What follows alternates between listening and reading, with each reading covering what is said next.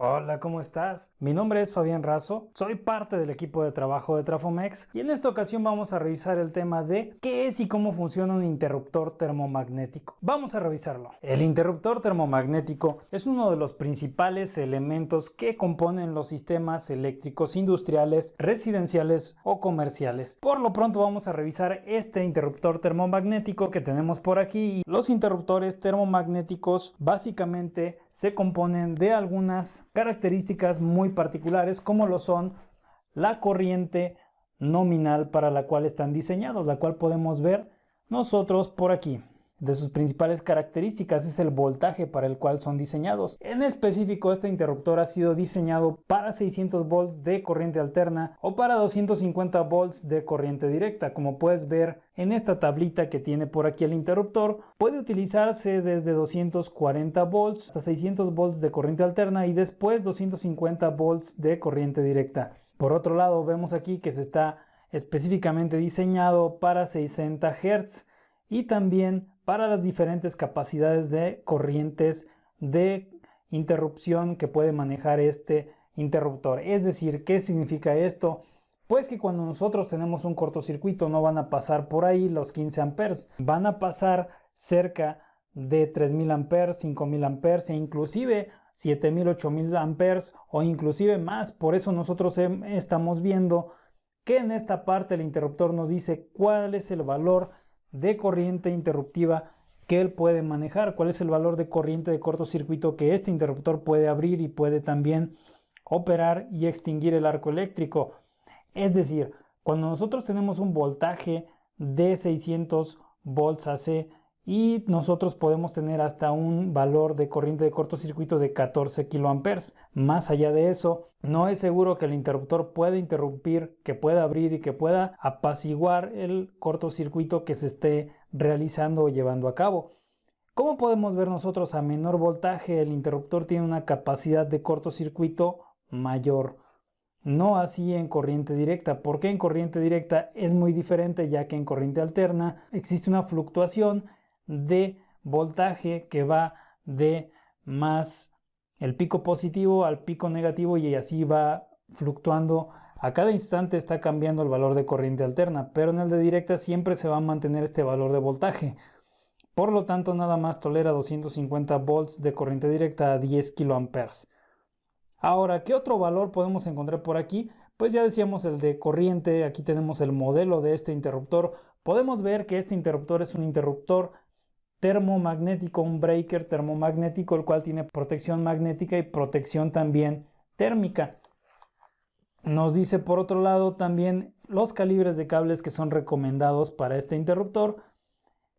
Y también aquí podemos ver que este interruptor puede trabajar a 40 grados centígrados. Vamos a continuar con este interruptor termomagnético, el cual al ser un interruptor termomagnético pues tiene la particularidad, la peculiaridad de que puede proteger en caso de sobrecarga y cortocircuito. No todos los interruptores pueden proteger en ambos frentes. La sobrecarga, como ya lo hemos platicado, es un valor de corriente superior al valor nominal que aparece en la placa de datos de cualquier equipo. Sin embargo, la sobrecarga no va a superar generalmente valores de 5 veces la corriente nominal. El cortocircuito, por otro lado, es un valor el cual se presenta cuando existe una falla de aislamiento o que algún elemento se va a tierra o que dos fases se ponen en contacto, y ahí es cuando ocurre un cortocircuito y los valores de corriente son mucho mayores, como lo podemos ver en la placa de datos de corriente interruptiva. Es decir, que la corriente de cortocircuito es mucho mayor, a veces a 5 veces la corriente nominal de este interruptor, y la corriente de sobrecarga va a ser un valor mayor, es decir, un valor de sobrecorriente, pero que no va a superar 5 veces el valor nominal de nuestro equipo. Existen diversos tipos de interruptores, pues este tipo de elementos también se conocen como interruptores de un polo, de dos polos o de tres polos. Este interruptor que tenemos nosotros aquí es un interruptor de tres polos, puesto que tiene 1, 2, 3, es decir, es un interruptor que nos sirve para un circuito trifásico. ¿Y por qué se le dice interruptor termomagnético? Como ya lo mencionamos, este interruptor protege para sobrecargas y para cortocircuitos. La parte térmica de este elemento de este dispositivo protege contra sobrecarga. Son dos elementos que se les llaman bimetálicos, que al tener diferentes coeficientes de dilatación, cuando se presenta una sobrecarga, se abren y por lo tanto un mecanismo hace que deje de conducir la corriente a lo largo de sus tres polos. Por otro lado, la protección de cortocircuito es la protección magnética, pues es una protección mucho más rápida. Al ocurrir un cortocircuito, la corriente se eleva bastante y por esto, cuando se eleva bastante la corriente, se producen campos electromagnéticos más fuertes, es decir, se produce un magnetismo originado por la corriente que pasa a través de estos polos e internamente acciona un mecanismo que sería algo así como un imán, que lo que hace es que este mecanismo active un trinquete y mande un disparo que hace que abran los tres polos. Cuando nosotros tenemos un disparo en este tipo de equipos, así nosotros podemos decir que este interruptor está cerrado, es decir, cuando nosotros decimos bájale al interruptor, pues quiere decir que nosotros ya le bajamos, los polos están abiertos, y cuando nosotros le subimos está cerrado.